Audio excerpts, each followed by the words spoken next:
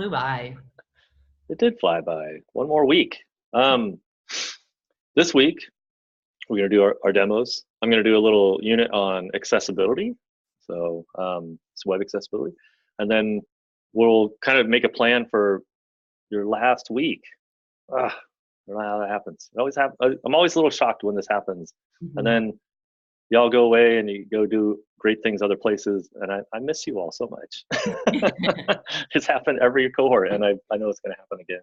Andrew will like pop into the old cohort channels and be like, miss you, and get total crickets. Like, I no, know, it's so sad. just you here, Andrew. Oh, well, maybe y'all will be different. You'll respond to me when I come in there with a little crying emoji or whatever. Yeah, we'll find out. So let's talk about the work for the week. Where do we get to? Are the things to demo? Like, what's the state of things? I've, to be super honest, have like been sort of half following it and had a lot of things going on in the last few days. So, what's the state of play? Anybody? I like how Mike goes on to mute. Good call. Go ahead, Monica. Oh, so I think as far as our story, the only part that we're missing is just being able to compare the purchase date with the current date. So comparing the two dates, that's the part that we're kind of stuck on. But as far as everything else, like calling the function and everything like that, and then we finally got the iteration working. So we're okay there. So if we can figure out that one part, I think we should have the story completed. Nice. So you're close. Good. Have you gone into the Day.js documentation? And you can go through there, and it has the documentation lists all the functionality of Day.js, and so you can go in there and it groups it by mutating the date or making comparisons.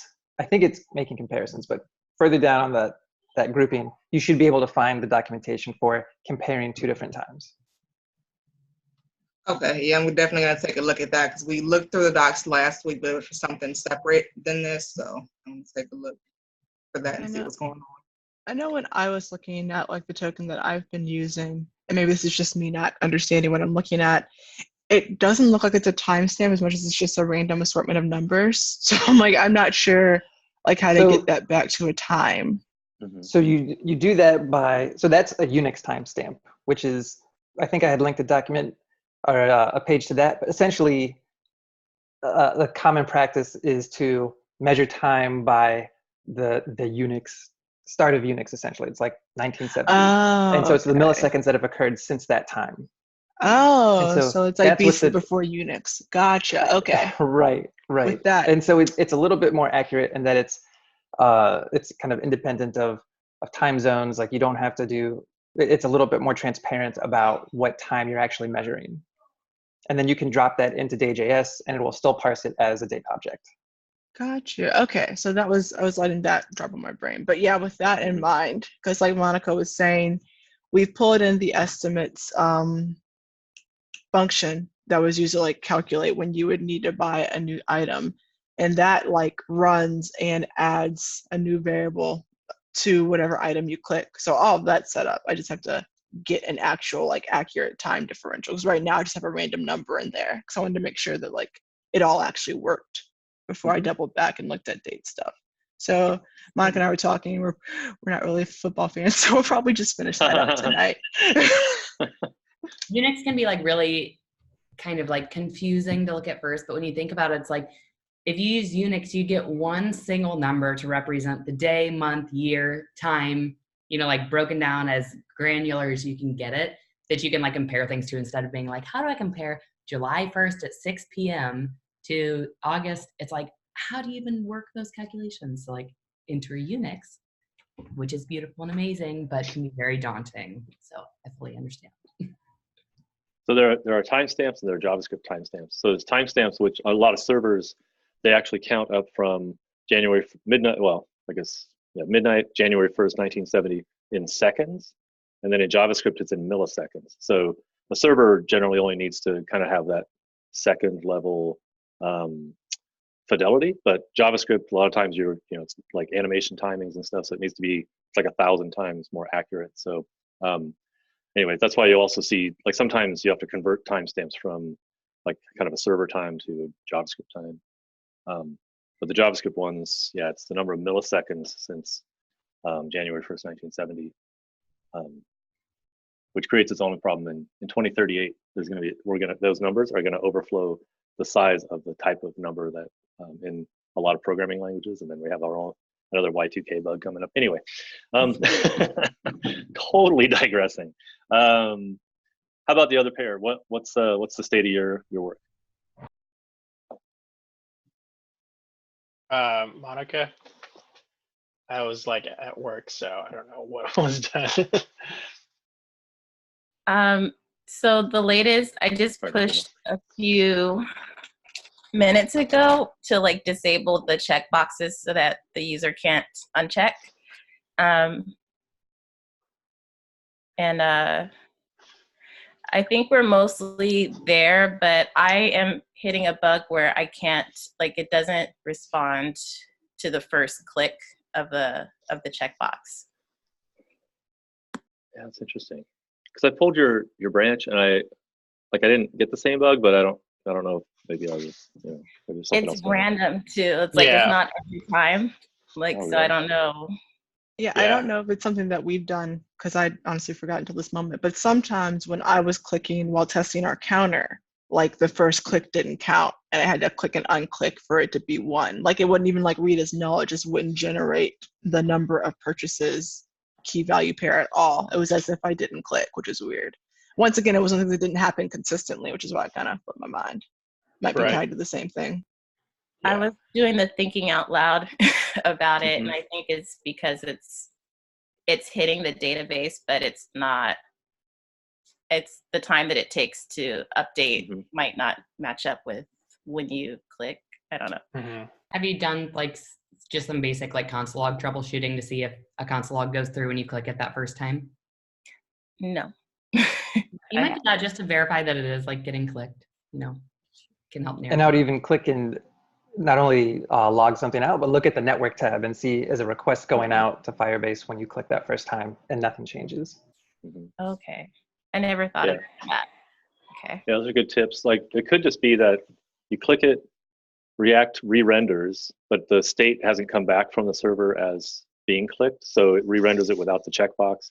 Then eventually that network request finishes, and then React re-renders again and it's clicked. Like if you click it and just leave it, does it click on its own later or something, or no? I don't know. I think I need more testing because it's all like kind of like we were wrapping things up last minute again, so we haven't had a lot of time to test. Yeah. Right. Okay. Because I asked my friends to look at it, and they said like once they clicked it once or refreshed the page, it was working. And my other friend said like it just worked fine. So I didn't know like where we should start until like Steve and Stacy told us to test those areas out. Huh. Yeah. So programming is like this sometimes, where it's like just gremlins, like ghosts in the machine a little bit. There's always some answer, but it's like sometimes it's just really hard to figure out like what's going on. I've had plenty of times where there was like some other element sitting over the top of a form field or something, and you couldn't literally click through to the thing or something. I don't think we have that problem going on, but yeah. All right. Well, is there anything anybody wants to? Does anybody want to like actually like look at some code and try to figure some of this out now, or we could move on to the learning unit and then kind of come back to it and kind of figure out what we want to do? I think we should do that. I think we should plan on like doing the learning module and then kind of like taking some time to like look at these bugs and decide what to do next week. But I definitely want to get the learning module in. Okay. Is that all right with everybody? All right, cool. I will share my screen.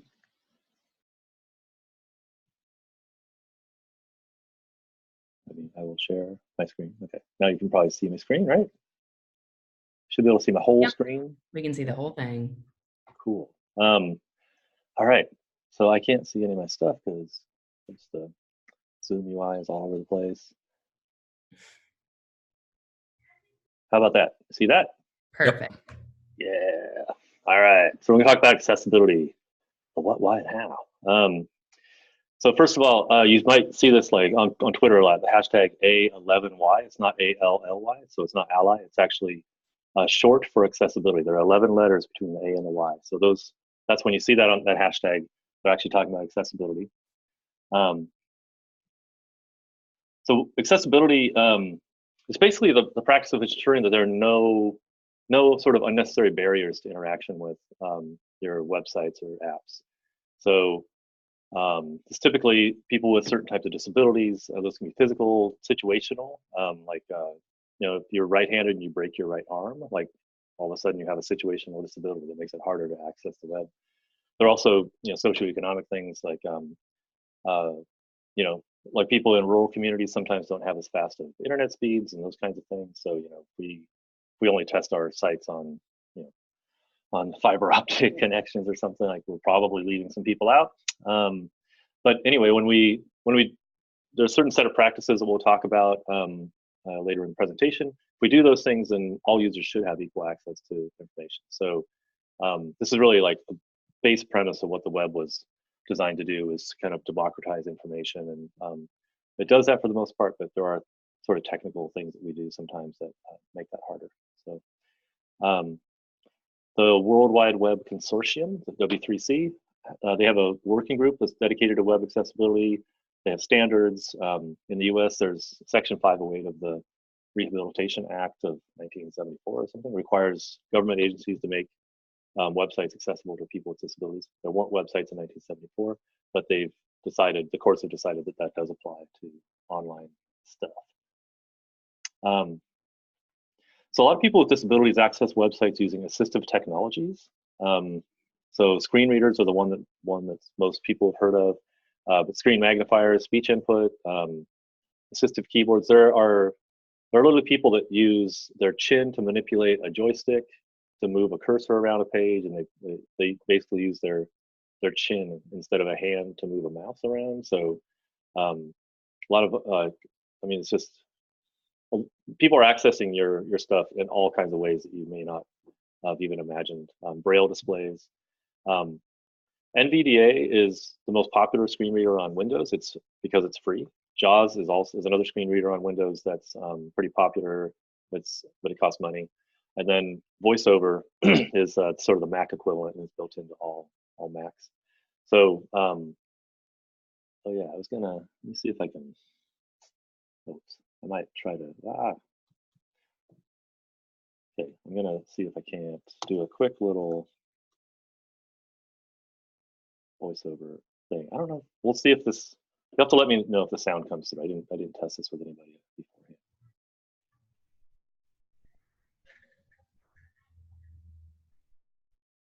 Nothing yet. Yeah, nothing yet for me. Oh, still booting up.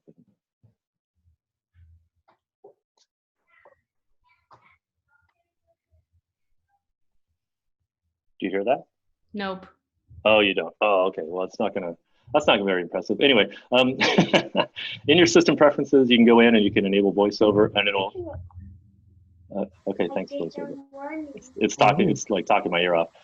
So you can go in there, enable that, and kind of see how it works. I'm going to turn off my notifications. Can you unplug your headphones and maybe the mic will pick up what the speakers are saying? Yeah, I'm going to keep moving. I think like everyone should just go and kind of try it out. It's pretty fascinating, especially going through a web page. It's a little hard to get used to be honest. Like, and it's so I mean it's a good thing to kind of do to get a little bit of empathy for users. It's a little hard to get good enough at it to simulate what a real user does, and we'll talk about that a little later too. Just sort of other ways to kind of get input from people who use assistive technologies every day. But yeah, we'll keep moving. All right.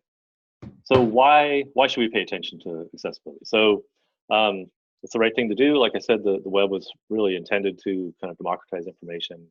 If you think about it, like it's one of the primary ways that we share information. It's like primary way we learn and get jobs and like all these kinds of things these days, right? So shutting anybody out of that is is really I mean, it causes a lot of harm. So we should try to do this just for that reason, if nothing else. There are you may be legally obligated to make your website accessible. Government agencies definitely are. There's some precedent that's happening in the courts the last few years that says that that just private companies are also obligated to do this. So Domino's Pizza just they sued to not have to. They got sued to make their website accessible, and they fought it like really hot, like for a long time in the courts. And somebody estimated that it would have cost them $20,000 to make the website accessible. They probably spent 10 times that in legal fees, and they lost. So now they have to go back and do the work anyway. But I don't even get why they would, like, why would you just not do that? But anyway, so yeah, there's legal precedent that private companies are going to have to do this too. A lot of people use assistive technologies. So more people in the US do that than live in all of Canada. So like there are estimates that 20% of website visitors have some sort of disability. It may be color blindness or different things, but it's like a big percentage of the population visits, cognitive, all kinds of things. And making your pages accessible for people with disabilities makes them more accessible for everyone. So if you make it so that the tab, you can get to all the elements on the page using a keyboard, it's going to benefit your power users as much as it is a screen reader user. So lots of reasons for why we should do it. This is a slide, actually thanks to Steve, kind of put this in there, from Microsoft. So Microsoft's doing amazing work with accessibility lately. But they go through kind of different senses, and then permanent, temporary, situational, to kind of give you an idea of like who might fall into some of the different categories of these kind of disabilities, just to kind of get an idea of like how common it really is. So even like hearing, a bartender in a noisy bar is going to have trouble hearing, right? I mean, you can kind of think of that as a situational disability in a way. So chat says, oh, okay, yeah, all right, cool. So now, as developers, we'll talk about the how. We're always interested in how do we actually kind of do things. So these are kind of off the top of my head to some extent. So there could be other things that are also kind of common, simple best practices, but using semantic HTML wherever possible. So avoiding just a bunch of nested divs and that kind of thing.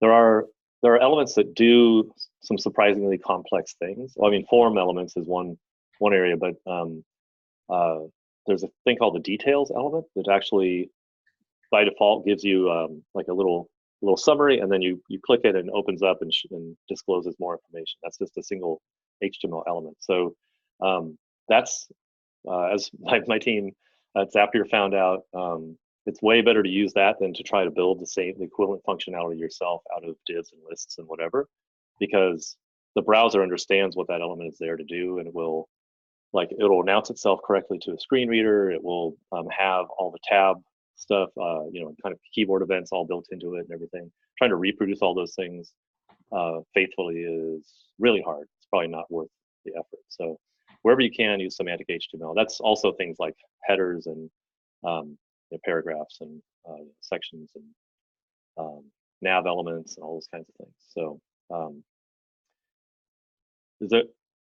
are people fairly familiar with the concept of semantic HTML? Is that something you've encountered before in your studies? I'm not super familiar with it. Like when I did HTML, it was all like divs and spans and H1 and BR and everything as well. So it's like I'd never heard of the types of, like, I've seen discussions in Slack like throughout the 8 weeks here or 7 weeks, and I was not familiar with most of those like details. For instance, I'd never heard of. Okay, yeah. Anybody else?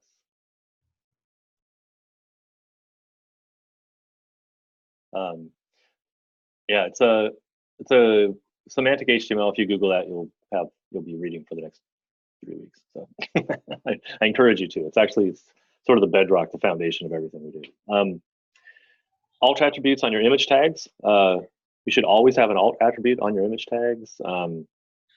That's if there is, whether or not that alt attribute contains any text is a bit of a judgment decision. So, and what it says and those kinds of things, but the alt attribute should always be there. So even if it's a decorative image that you don't want announced on the to a screen reader, having an empty alt attribute means that it's not going to get announced to a screen reader. Whereas if you leave that off, it's going to be announced as image. And that's not very helpful, right? So, yeah, that's kind of there's like a bit of empathy that you start to develop for how the users of certain technologies are going to experience your pages. So, I'm kind of skipping ahead in my head. Anyway, ARIA attributes is a way to, if you are stuck using or some non-semantic HTML, or there's some HTML that, or there's no sort of semantic tag for the thing you're trying to do, you can use ARIA attributes to give the thing a role and give it like certain attributes basically that will assist a person on a screen reader to kind of get oriented to what the content is. So you can group things together and some things like that. It's I say if necessary because it's kind of a last resort. Like you should always try to find semantic HTML that does the thing that you're trying to do, like an aside or an address or like different things. But if you can't find one, then you can use ARIA roles to kind of augment your code. I mentioned this already, but ensuring all content is reachable by keyboard. So you should be able to tab through and kind of get to everything important on the page.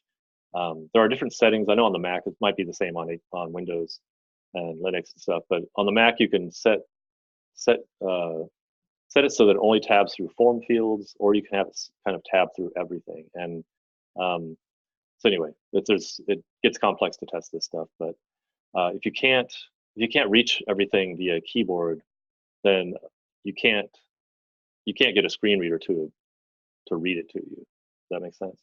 So we've done testing with kind of manual accessibility testers, and they get stuck. They're like, I mean, person's literally blind on a screen reader. It's like, I have no idea what's here. I don't know what to do next because I can't get to that element by tabbing to it or whatever. So that's like a baseline kind of step one, and then making sure that the tab order makes sense, but also the order of the content makes sense. So this is where you kind of like start to develop some empathy around, if a person, like say a person comes to the page, they can't visually scan to kind of get an idea of what's going on. So they're probably, what they're doing is they are using their screen reader to go through headers on the page to get a sense of what's on the page. Then they're going back to the section that they're most interested in and having it kind of read through that section. If you, like say you used a float to move an image around, or the order of some things, those things might not get read in the order that you think they're going to get read. And so that can be confusing in some cases, right? So anyway, those are things to pay attention to. Color contrast is a big one. People with low vision, they may be trying to read your page, but if you have light gray text on a white background or something like that, they're not going to be able to see that. There's not enough contrast there for them to kind of actually read the content. And then I mentioned color blindness earlier too. So don't use only color to signify state. So it's fine to have red, yellow, green as kind of indicators of things, as long as you have also maybe like a X and a check icon or something like that to give a secondary indicator of what the meaning is, because the colors will benefit people who are not colorblind, and the icons will be more helpful to somebody who is. So, whew. Any questions about any of that stuff? I feel like that was a big dump of information.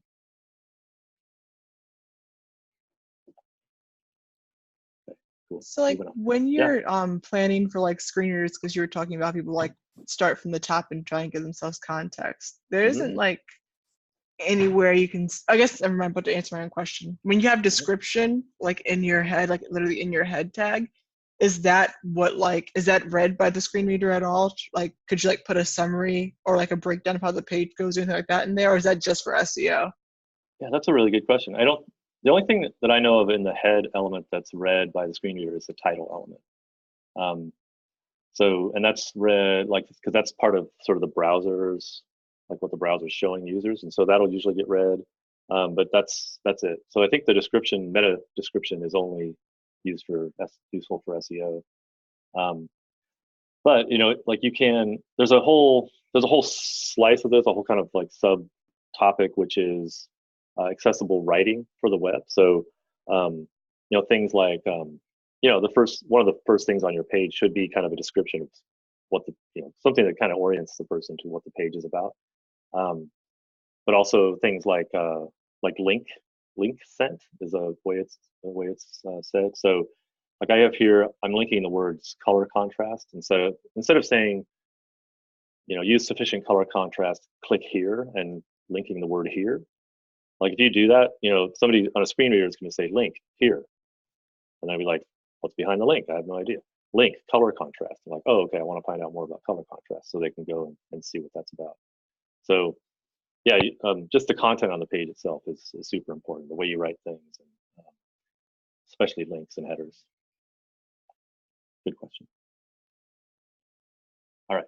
So another level to this how is, how do you identify accessibility issues that you may need to remediate on your site? So you can do all those things in the first that last slide and still get some things wrong, or they're not quite right, or there's it's kind of ambiguous or something. So these are some ways that you can kind of go back and fix things after the fact. So there's a tool called Axe. There's a couple of others, Tenon, and there's another one. But you can use these tools to automate the discovery of accessibility problems, and they're really good for things like a header structure that's not in order. So if you have an H1 nested inside of an H2 or something, it'll identify that kind of thing. It'll identify if you're missing alt attributes on your images, like stuff like that. That's stuff that you can automate, kind of static analysis of the HTML. It's a good start. It only finds about 30% of the issues. And even some of the issues that it raises, you still need to go back and review to see whether or not, like, yeah, there is an alt attribute, but whether the text makes sense in context. The automated tools can't do that. So, but you can build Axe right into your workflows. That can be a pre-commit hook. It can be an end-to-end test at the end. I mean, there's all kinds of ways to integrate that stuff. And you can even, like, every time you save, you could have your editor. I think that's true. You could actually have that stuff kind of happening in your IDE as well.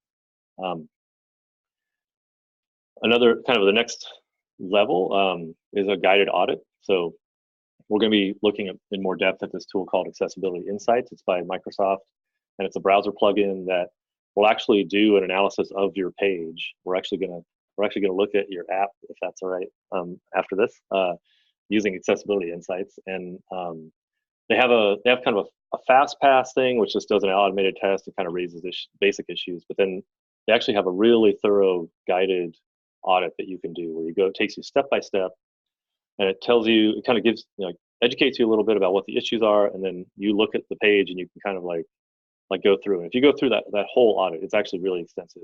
You're going to be in really good shape. But there is still kind of no substitute for having someone who uses these technologies all the time look at your pages. So at Zapier, we've engaged with this company, Fable Tech Labs.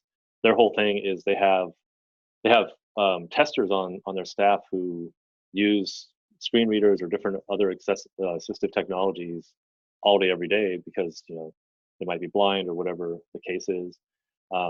So we did testing with them.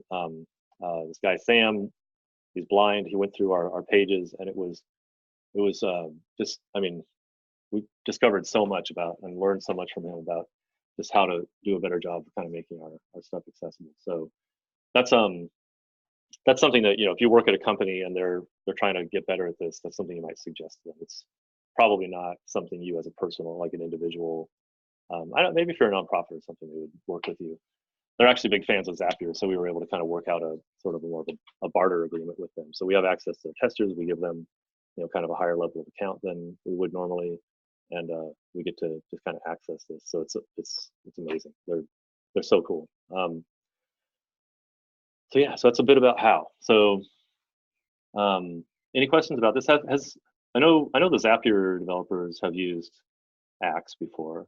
Does anybody else, or does anybody have thoughts about sort of the automated tools? Yeah, my old Dev Bootcamp used Axe too. When we had, in order to pass our projects, we had to use Axe to check if we our sites were accessible. So. Oh, nice. Cool. Did you find that too? That it's like it finds the basic stuff, but maybe not, like it misses some things, or? Yeah, it does miss some things, and sometimes like it actually catches things that are already accessible. So I find it a little finicky. There was I was trying to look while you were talking, but there was another extension that is kind of like Axe, but I'll look for it and send it in the link or send in the chat. Yeah, another popular one is Tenon. That's another one we looked at. TENON. But there's even and I have it linked to, there's a resources slide at the very end. But there's Jest like the testing library -Axe is a component that you can or a package you can install in your project, and you can actually write sort of accessibility tests at the component level. So that's also a good way to integrate Axe. All right, demo time. Okay, so what I'm going to do is I got your app here on the production URL. I'm going to try to make this kind of half the screen or less than half the screen. Move some toolbars around. So here's accessibility insights. So it's going to open up a new, well, I'm going to do, you have a bunch of options. First of all, there's like the assessment is that kind of guided thing that I was talking about.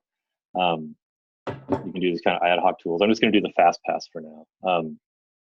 It also has a cool setting where you can actually have it, you can link it up to your GitHub repo, and you can file issues right from the extension, which is kind of fun. But for now, we'll just set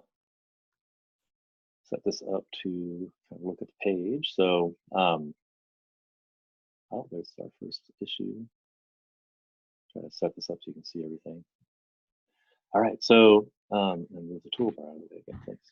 Okay, so right off the bat, we have one issue that's kind of raising already, and that's the color contrast here of the button.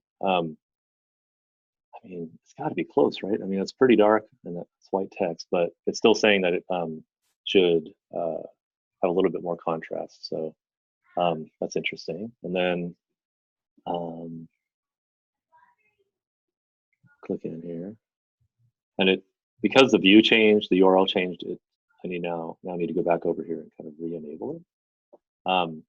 So no failures on this page. Oh man, these toolbars are just driving me bananas. Okay, so we'll add an item. This has a form on it, so it might be a little more. No failures. Cool. So, oh no, wait, it's a Super Bowl, so guacamole, right? You should have just used tab and stuff to access all of that. Oh, you're right. Demo like. Yeah, you're right. Yeah, well, here, I'll use that. There's guacamole. Well, I mean, the good news is that this is pretty accessible, probably because it's pretty simple, right? To list, I'm able to actually get around with the keyboard.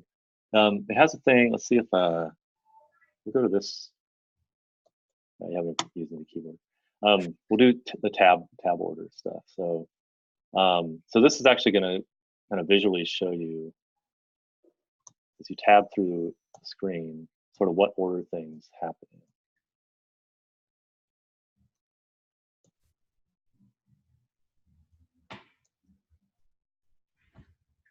Fascinating. All right, so it do you see what's happening? Like I actually wasn't able to. I'll try to do that again. Oops, messed it up. Do this again. Well, anyway, I can get to that first one. I guess actually it goes back up to the URL bar. Maybe that's how it's supposed to work. And then you use. I think you use a down arrow to, yeah. Yeah, okay, that's right. But anyway, so it kind of is on a more complex page or a longer page. It's really interesting. You can just start hitting tab and it'll show you visually the order that everything happens in. So, so that's I mean, Would it be interesting to do this on a more complex site? I wonder, because it's like everything's passing. We have a kind of a simple, like, simply styled page and everything. But anyway, maybe that's enough to give you kind of a sense of how it works. Yeah, you should definitely go run it on just some like big sites that you access all the time. Government sites, for sure. although they are like required, are generally pretty bad. So pop over to your favorite government site, give it an audit. Any questions about accessibility insights or kind of anything that I've talked about?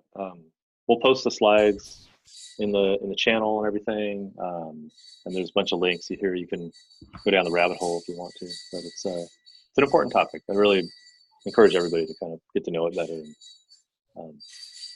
Just a little note on the fact that it's Microsoft that created it. I read Satya Nadella's, the CEO's book, Hit Refresh recently, and he is super big, like, into empathy. Like, that's one of the core values that he brought to Microsoft, and like a pretty big contrast to the previous CEO, Steve Ballmer, I think was the last one. And it's a very interesting read, and it's sort of, I'm not surprised at all to see the tool coming from Microsoft after reading that book. It was pretty cool to see such a big company and a CEO that's the core value of Microsoft in his view, and that's what he's trying to establish there. And they really, like, as a company, has changed so much as well the last few years in terms of embracing open source and like completely different. So it's highly recommend that book. What was the name again, Lars? Sorry. Hit Refresh is the name of so it's the Microsoft CEO, Satya Nadella, originally from India. So he's been at Microsoft for forever, but it's sort of a big change in CEOs a few years back. I forget exactly when he was hired, but it was a really interesting read, I thought.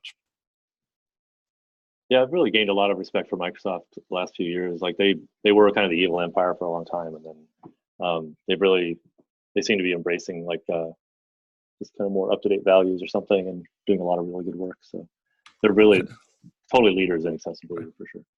And as a .NET developer, like, that was the case so it's all Microsoft platform, and for the longest time, using any kind of tool or software, anything outside of Microsoft was sort of like really, that was kind of crazy. Like, you didn't do that in the enterprise, and that's really changed a whole lot with like Microsoft coming out, like bundling Linux into Windows, and it's just like cross-platform everything, and it's really nuts how much that has changed in the last, I don't know, 8-10 years maybe.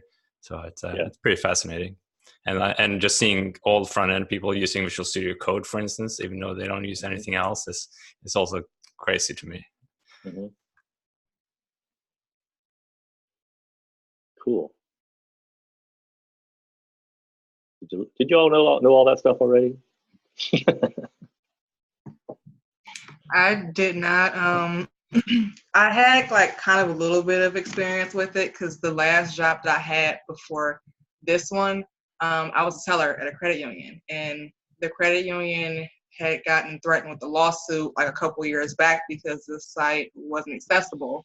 And so I guess they decided at some point they wanted to take care of the problem. But the issue that we kept running into was that, for one, it's a really small company. So like there was nobody who was like tech savvy there to kind of help them through it, aside from me and like one other person. And we didn't know what we were doing. So just looking through like all of the guidelines for WC3 and just trying to find like all these different companies that would be able to help us with it, and just trying to find something that was cost effective. Like it was scary and it was overwhelming because it's like, there's so much that goes into it. Like just looking through the WC3 guidelines, like I wanted to cry. I'm like, how are we? Yeah, for sure. So, and the other thing too is that the boot camps I went to, like they never talked about accessibility like at all. So like I wasn't even familiar with it until after I graduated. So I mean, it's something that is interesting to me, and at some point I want to start getting better at it. Yeah, I think that's really common. It kind of gets forgotten. Like it's something.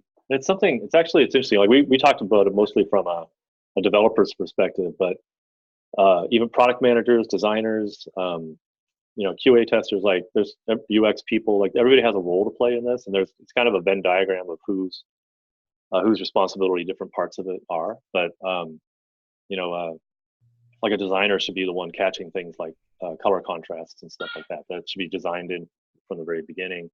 But you have to, you know, to actually get a whole organization to kind of buy into it and do these things all the time takes a lot of, like, it's usually a pretty long game to like get everybody educated enough on it to the level where everybody wants to and kind of understands enough to do the right things. And even then you still make mistakes and stuff. It's a big topic because it's just so complex. There's so many different ways that people are accessing websites and things, and you know, a lot of regulations and stuff around it too. So, but yeah, the more you know, the better, I guess. My experience is different because I learned web development in community college like years back. So it was before HTML5, but I live in Sacramento and we're a government town. And like one of the requirements to earn the certificate that I earned is that you take an accessibility class, because like Stacy said, every government site is required to be accessible. So yeah, I did that back then, and I think we use JAWS as the screen reader. But like things have changed so much in modern web development since way back then. So at boot camp, we talked about Semantic HTML, and that was the first time I was really talking about that, but we didn't, we didn't go into testing for accessibility. Cool, you had exposure to it though. I mean, I think that's like the first step, and then you realize it's a thing, and then you see it come across like some like front end newsletter or something, and like you might be a little more interested in clicking on it. Like you kind of learn over time. So it's good. Cool. All right. Well, thanks for listening. We have about, well, I guess we have -2 minutes left for our normally scheduled time. We have about 10 minutes left in the time we usually take for this meeting. We should, I guess, let's figure out sort of how we want to approach your last week. So, sounds like there are a couple bugs that we could work on. There's also, you know, the last couple of stories on the board are about styling, you know, kind of making everything a little bit prettier. What is it? How would you all want to spend this last week? What would be the most helpful for you, or most satisfying, I guess, for you?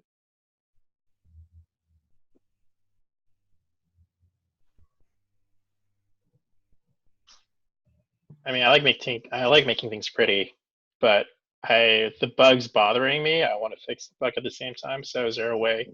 I mean, it really depends how much we want to style the app. I mean, this is kind of like a project piece that we're going to use in our experience. So we want to make it presentable to like the hiring managers, but at the same time, we want to deal with the bugs that we have, so it's actually a working product too.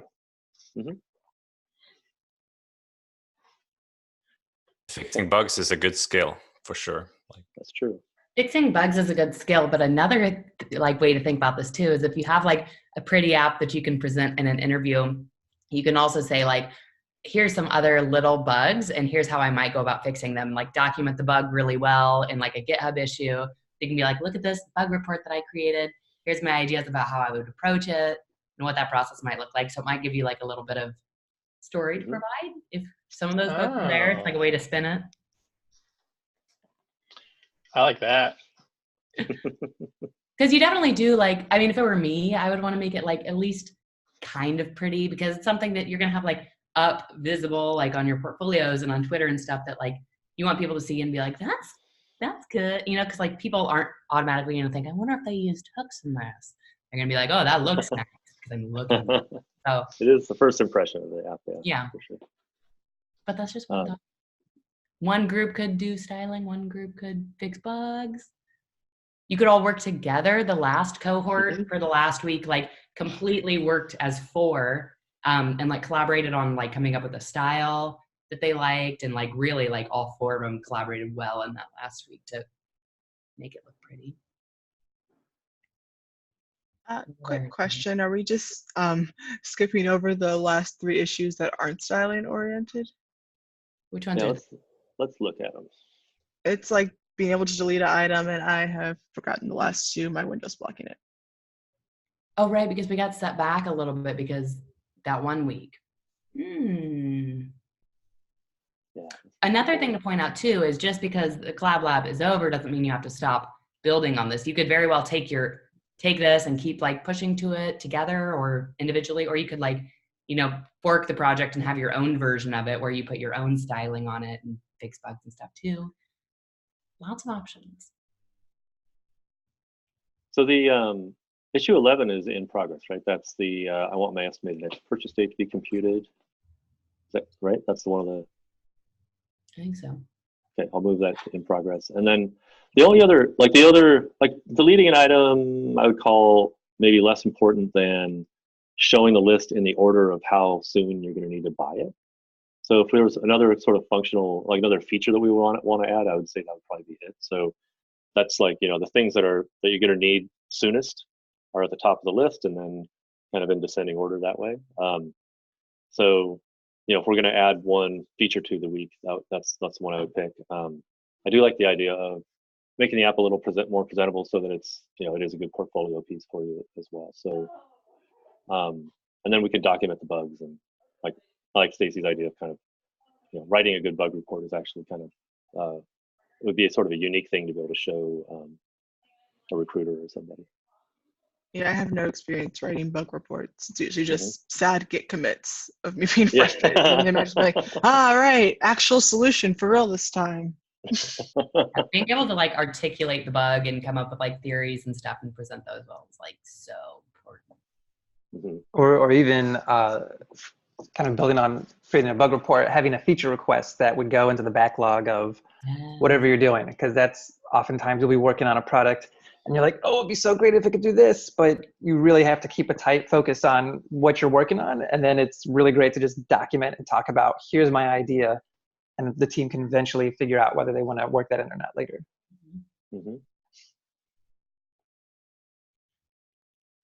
Okay, so who are the pairs for the week? Maybe like one pair take styling, one pair take this logic feature? Yeah, the sorting, the sort order. Yeah, who are the pairs? Let's look it up. You all may already know. I don't know. Monica and Nikema, Mike and Amber. Anybody like in particular really wanting to dive into one or the other? Nikema, styling. Yeah, I was thinking styling too. Oh, You're on opposite teams. Yeah. We could rock, do paper, scissors. the thing where we all kind of contribute to the last week together. Totally. Yeah. Sometimes called mob programming. Yeah, what I would recommend for styling is like all starting by just hopping on a call and like sharing ideas and kind of settling on like a theme, like color scheme, an accessible color scheme, I should say, and some of the other styling details. And then you can like break out and go do those, as opposed to like pushing things up and being like, oh, I don't like that, I'm going to fix that. It's like, might not be the exact way you wanted to do it, but again, that's something you could talk about in an interview.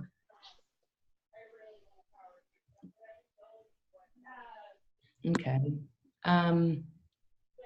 Okay, so everybody wants to style a little bit. The sorting is a little bit harder. What if, like, is there a way that we can all work on both of them? Like mob for the whole last week on 2 different things? I have an idea. You could have, everybody could work together. You could have sort of a lead person for each of those tasks.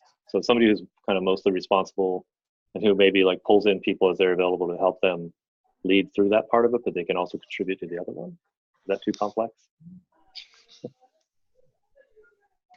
I think that's a good idea. Yeah. Because I'm stronger, I would think, with logic than I am with styling, which is like a catch-22, because it's like if I'm not good at styling, I don't want to be playing around with it, but then it's like I also need practice with it. So I mean, sure. I'm definitely cool with kind of going wherever I need it. Why don't you take the lead on the sorting then, Monica, and then you can pitch in on the styling as well. Okay. Okay. You can do it. I have faith in you. Maybe. Totally. Yeah. I think the sorting there, like, I haven't kept up with the app build at all, but I feel like the sorting shouldn't be too hard because you've already got like those dates in place. Now you just need to sort them, which Firestore probably has something that you can implement there. So just quick question. So will we be basing that sort on like the one story we did where it's like soon, not soon, very soon? Like, are we sorting based on those integers or? Yeah, exactly. So yeah, if you look at the, let's see, go to the issue. I'll post it here. Chat. Okay. So as a user, I want to view a list of my shopping list items in order of how soon I am likely to need to buy each of them again. So items have the different states. So soon, kind of soon, not soon, and inactive. So inactive being sort of it's like you're not going to need it. It's been like twice as long. That twice as much time has passed since relative to what the estimate is. I didn't say it very clearly. But the idea is that those items would be sort of grouped. Like there'd be a soon group, a kind of soon group, and a not soon group, and an inactive group. Within each group, they would be sorted by the estimated number of days until the next purchase. So you could kind of think like a place to start with that might be just to order the entire list by the number of days until the next purchase. And then you could go through and sort of, as you're rendering the list, like, is this, 7 days or less, give it this kind of color or something like that. Not just color, obviously, icon too. And kind of go through the list and like kind of group it that way. That'd be one approach. It also says items with the same number of estimated days should be sorted alphabetically. So, I would start small. I would just get like, a rough sort order and then start kind of layering on the other acceptance criteria. That's probably how I would approach it. So it doesn't specify exactly how, but the items in the different states should be visually distinct. So, in my reference app, like, I have, kind of green, yellow, red, and gray as the 4 states. But you could come up with some other way to do that. Kind of represent that something's soon or not soon or whatever. Yeah, so that's roughly it. Yeah. Who wants to take the lead on the styling?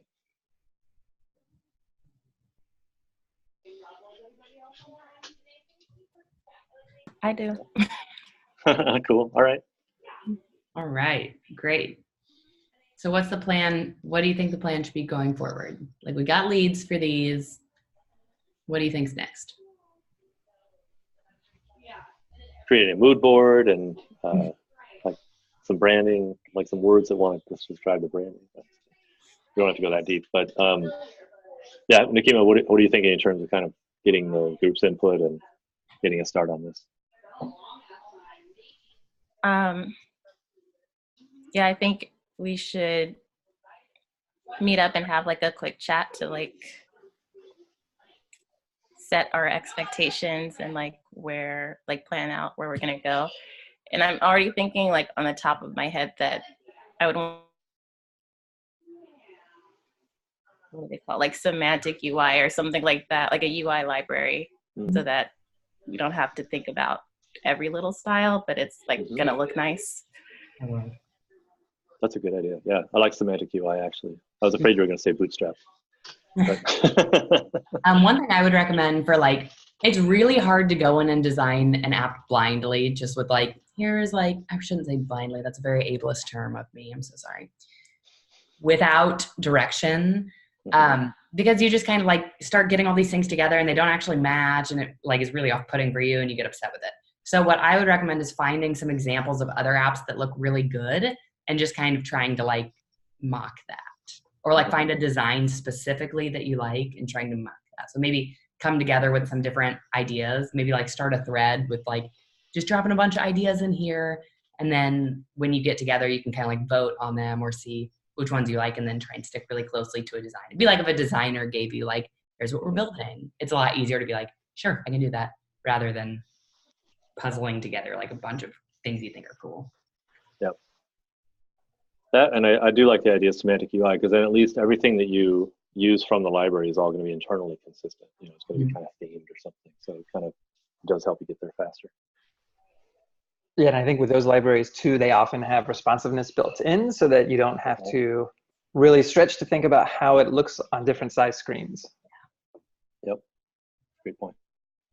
Okay, cool. That seems like a good plan for the design aspect. What about for the sorting? I have no ideas. Somebody help me lead.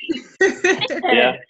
I think that for this one, it could be good just to like, you know, collaborate on your GitHub issue or wherever you want to talk about like what the plan would be, kind of like what Andrew had talked about. And then just have a couple like mob pairing sessions where there's like a driver and people giving input, and you can like switch it up there. But I think that the best way to get that one done would just be to get as many people on at a time, you know, sharing ideas and working through it, rather than like that's a harder one to kind of like split out, you know, like you go do this, you do this, because it's very cohesive work. Mm-hmm. Yeah, and you might, Monica, also think about just kind of write out your approach a little bit. So, you know, I'm going to start with just getting the list to sort in the order of the number of days. Like to start off with that, like that's step one.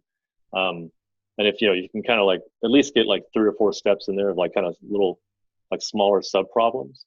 And that's kind of, you want to tackle each one in order or something. Mm-hmm. Then, you know, you can kind of say, hey, whoever's available, let's get on a call for 15 minutes and kind of work out like how should we do this piece of it.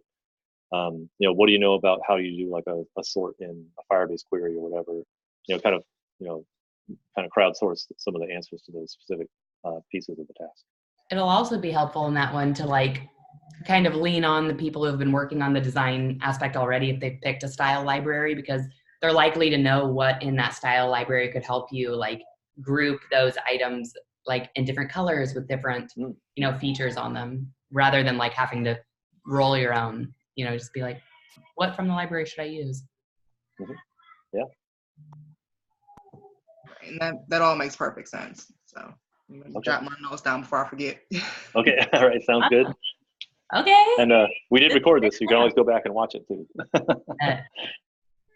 We'll nice share work, everybody. Examples of like good bugs. Does anybody have like good bugs that they can share examples of? Yeah, I'm sure we maybe can dig some up. Yeah. Cool. 1 week left. You're doing a great job. It's really fun to kind of watch you learning and everything. As I always say, I really appreciate the effort you're putting into it. So now let's finish strong. I think we have a good plan for the coming week. Yeah, let us know if you have any questions or anything as it comes up. I just want to say, in the Slack. I am so proud of you all. This cohort like got off to a rocky start because of the people who dropped out and like having to bring you in like a week after the fact. So like you didn't get the nice warm welcome that we did, but despite like all of those hurdles, you guys have done an amazing job, like persevering and taking care of business and like working together as a group. And it's been amazing. Yeah. You're amazing. Okay, that's all. Yeah, that's right. I'll stop being sappy. Okay, thanks everybody. Go Niners, go Chiefs, go anyway. Go skiing. Go That's what I'm doing. Let's go skiing. Love it. All right. See you later. Bye. See y'all.